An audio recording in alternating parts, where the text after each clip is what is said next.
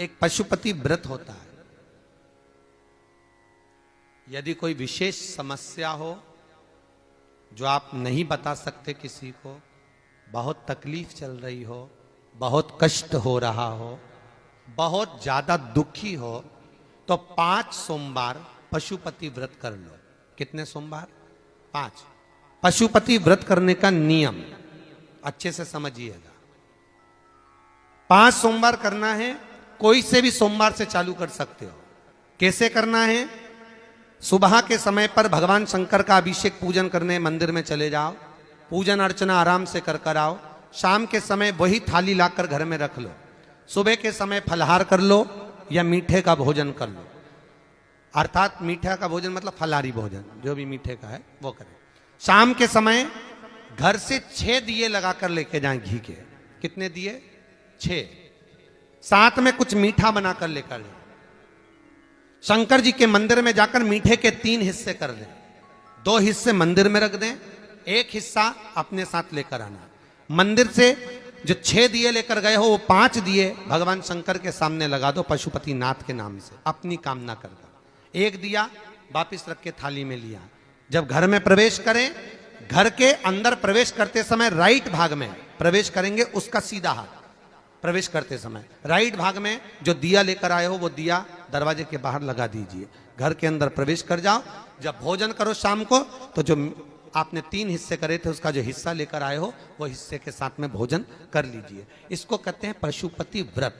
मात्र 5 व्रत कर लो। अगर कोई समस्या है, तकलीफ है, बहुत कष्ट है, तब कोई दिक्कत आ गई है, कोई बीमारी आ गई है, बहुत कष्ट ज्यादा हो रहा है, कोई कर्जा बढ़ गया है, कोई देन लेन रह गया है, कोई परेशान कर रहा है, तो पशुपति व्रत आप कर सकते। ये व्रत आपके जीवन में 5 व्रत करोगे और काम सफल हो जाए।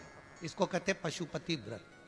प्रयास करना जब जब जिस महीने में जो प्रदोष पड़ा करे, जब प्रदोष पड़े, बन सके 1 बेलपत्र, बन सके 5 बेलपत्र, शमी पत्र, हरे मुंह, हरा मुंह, बेलपत्र, एक कलश के अंदर थोड़ा सा पानी लेकर 1 बेलपत्र, हरा मूंग, शमी पत्र डालकर और उसमें थोड़ा सा गुड़ डालकर भगवान शिव का स्मरण कर कर प्रदोष काल में, मान लो कोई काम आपका बहुत जरूरी है, बहुत दिनों से आप थक गए हैं, नहीं हो रहा, कर्जा बढ़ रहा है, धन नहीं आ रहा, व्यापार नहीं चढ़ रहा, या कोई समस्या बहुत प्रबल है, कोई एग्जाम में बैठ रहे हो, नहीं हो रहा, परीक्षा भी दे दी है, रिजल्ट आने ही वाला है, तो भी प्रदोष काल में, प्रदोष के समय वो जल, मूंग, शमी पत्र और बेलपत्र और गुड़ का शंकर के शिवलिंग को समर्पित करना प्रारंभ कर दो। 2 या 3 प्रदोष करोगे, बाबा आपकी मनोकामना शीघ्र पूर्ण कर देगा। 2 या 3 करोगे, बाबा करेगा। है कि सोमवार की अगर प्रदोष पड़ती है, बहुत ध्यान से सुनना महाराज, सोमवार की प्रदोष पड़ती है तो शंकर भगवान कैलाश पर निवास करते हैं। मंगलवार की प्रदोष पड़ती है तो शिव काशी में निवास करते हैं। बुधवार की प्रदोष पड़ती है तो शिव रजत भवन में निवास करते हैं। गुरुवार की प्रदोष पड़ती है तो शिव गंगा के स्थल पर निवास करते हैं। शुक्रवार की अगर प्रदोष पड़ती है तो शिव नीलकंठ पर विराजमान होते हैं। शनिवार की अगर प्रदोष पड़ती है तो शिव शमी के वृक्ष के नीचे रहते हैं। और रविवार की जब प्रदोष पड़ती है तो शिव बेलपत्र के पेड़ के नीचे निवास करते हैं। महाराज ये एकादशी शंकर से कह रही है कि आपका स्थान ये नहीं कि आप कैलाश पर मिले, उस वार को, उस तिथि के दिन, उस अनुकूल।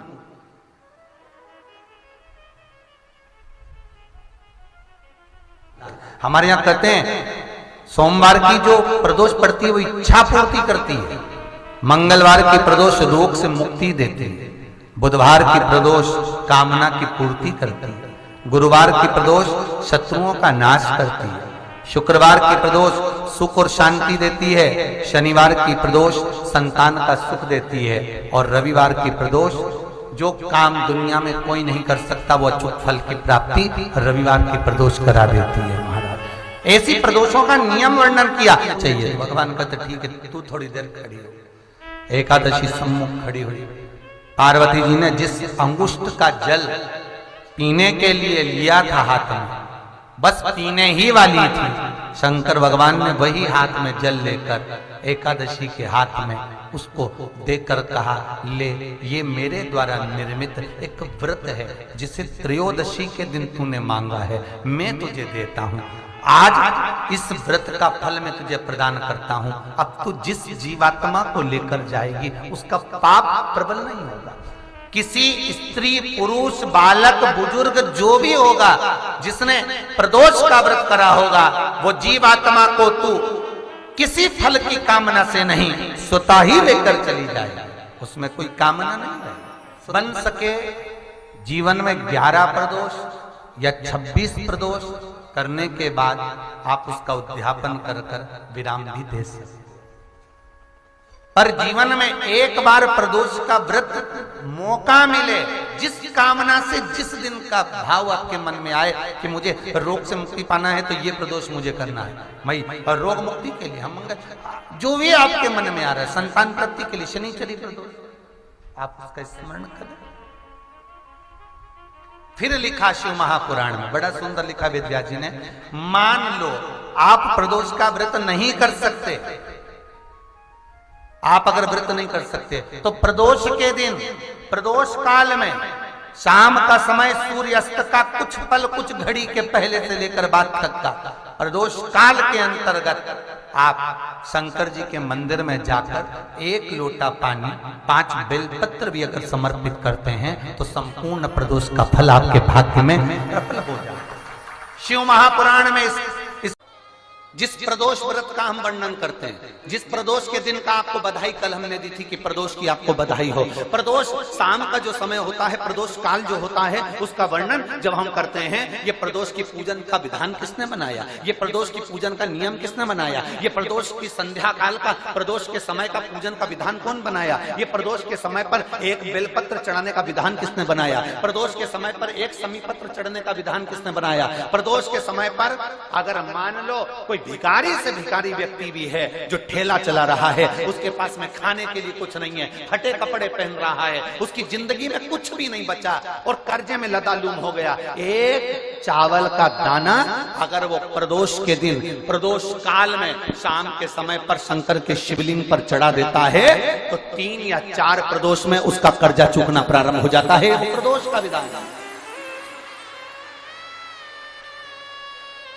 इतना ये प्रदोष का वर्णन करा किसने, इतना प्रदोष की महत्वता बताई किसने, कौन करे इतना वर्णन। अगर प्रदोष की महत्वता बताने वाला कोई है, इसीलिए मेरे शंकर भगवान माता सती को लेकर कुंभज ऋषि के यहाँ, अगस्त ऋषि के यहाँ कथा सुनने के लिए गए थे, क्योंकि उनके बराबर कोई शंकर के महत्व को बता नहीं सकता और प्रदोष के महत्व को नहीं बता सकता। सती मैया को प्रदोष का महत्व बताने के लिए शंकर सती जी को लेकर कुंभज बाबा के यहाँ गए थे, अगस्त ऋषि, कि प्रदोष के महत्व को तो जानो सती, तुम प्रदोष के महत्व को तो सती जानो, तुम प्रदोष के महत्व को तो सती पहचानो कि प्रदोष का महत्व क्या होता है, प्रदोष काल का महत्व क्या होता है, प्रदोष के समय का महत्व क्या होता है। जिस समय पर सूरज डूब रहा हो, चंद्र प्रकाशित हो रहा हो, दोनों का मेल हो रहा हो, ना तो पूरा सूरज डूबा है, ना पूरा चंद्र आया है, ना पूरा अंधेरा है, ना पूरा उजाला है, उस समय को प्रदोष काल कहा गया, उस समय को प्रदोष का समय कहा, प्रदोष काल कहा। अब कई लोग हमसे कहते हैं, गुरुजी आप हमको प्रदोष का समय बताया करो कि प्रदोष काल किसको कहते हैं, प्रदोष का समय किसको कहते हैं। अब एक बात हम आप सबसे कहना चाहते हैं, जितने लोग आस्था चैनल पर सुन रहे हैं, जितने फेसबुक यूट्यूब पर सुन रहे हैं और जितने रेवाड़ी की इस पवित्र धरा पर कथा को सुन रहे हैं, आप सबसे एक बात कहना चाहेंगे, अगर हम समय देखकर बताएं आपको कि शाम को 6 बजे, 6:30 बजे, 6:30 पे लेकर 7:30 के बीच में ये समय है, या 5:30 से लेकर 6:30 तक का ये समय है, या हम तुमको बोल दें कि इतनी बजे ये समय प्रदोष काल का रहेगा या इतनी बजे ये समय रहेगा, तो देखिए कभी कभी ठंड का समय आता है तो दिन जल्दी ढल जाता है। कभी कभी गर्मी का समय रहता है तो दिन बहुत लेट ढलता है। इसलिए समय की गणना से मत चलो। आप तो ये अंदाजा लगाकर रखो कि दिन ढल रहा हो, अंधेरा होना शुरू हो रहा हो, सूरज डूब रहा हो, चंद्र प्रकाशित हो रहा हो, अंधेरा अपना काम कर रहा है, सूरज ढलता जा रहा है, दिन कम होते चले जा रहा है और अंधेरा थोड़ा बढ़ते चले जा रहा है। इन दोनों का जो मिलन का समय हो, अब वो कितनी भी बजे, आप तो बस उसके मिलन का समय निकाल लो, वही समय प्रदोष काल कहलाता है, वही समय प्रदोष।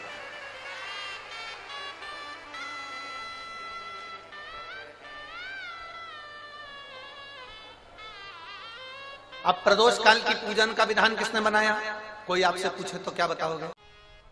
कई लोग सर्च कर रहे हैं। प्रदोष का व्रत है, प्रदोष के व्रत में आज मान लो मंगलवार का प्रदोष है, मान लो सोमवार का प्रदोष है, मान लो गुरुवार का प्रदोष है, तो प्रदोष में मैं क्या खाऊं? आज के व्रत में क्या खाया जाए? लोग नेट पर सर्च करते हैं, लोग गूगल पर सर्च करते हैं, किताबों में ढूंढते हैं, पोथी पुराणों में ढूंढते हैं, क्या खाया जाए?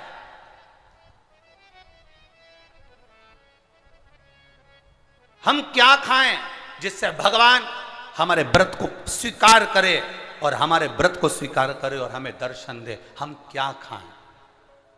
हमारा तो केवल इतना सा निवेदन है, किसी भोले व्यक्ति का, किसी गरीब व्यक्ति का धन मत खाओ, प्लाट मत खाओ, उसका पैसा मत खाओ। अगर तुमने उसका प्लाट नहीं खाया, उसका पैसा नहीं खाया, उस गरीब व्यक्ति का, उस भोले व्यक्ति को तुमने धोखा देकर कुछ अगर खा लिया तो समझ लो कि भगवान तुम्हें माफ नहीं करेगा। तुम कुछ खाओ चाहे मत खाओ, पर किसी सीधे, किसी भोले और किसी गरीब व्यक्ति का हक मत खाओ, तुम्हें व्रत का फल मिल जाए, तुम्हें व्रत का फल प्राप्त हो जाएगा। प्रदोष व्रत का नियम जो आप ले रहे हैं, प्रदोष व्रत को जो आप श्रवण कर रहे हैं, उसको जरा ध्यान से सुनिएगा। सबसे पहले स्नान ब्रह्म मुहूर्त का, सुबह का, उसके बाद में फिर आसन पर बैठकर भगवान की भक्ति को धारण करना, शंकर का अनुमोदन करना, शिव भक्ति में डूबे रहना, शंकर का स्मरण करना, शंकर के नाम का स्मरण करते रहना। ये प्रदोष का मूल तत्व। महाराज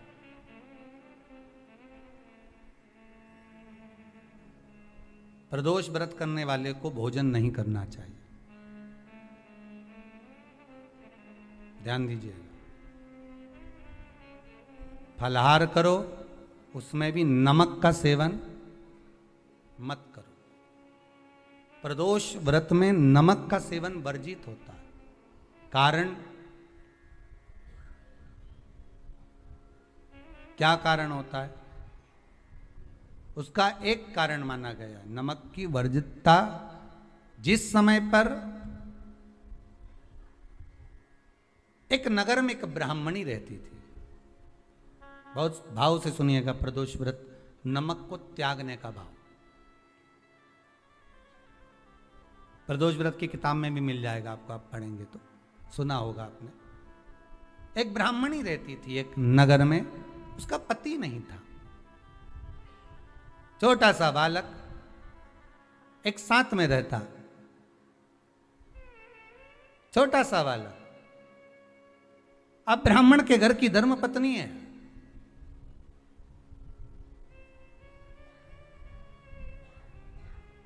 ब्राह्मण कर्मकांड करने वाला, पूजन करने वाला, पाठ करने वाला, अनुष्ठान करने वाला, पूजन करने वाला, मंत्र जाप करने वाला, भगवत भक्ति में डूबने वाला।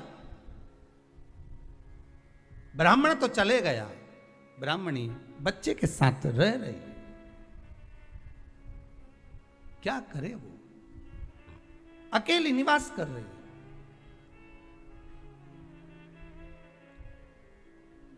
अकेली रह रही है और ब्राह्मणी बच्चे के साथ भ्रमण करती रहती, घूमती।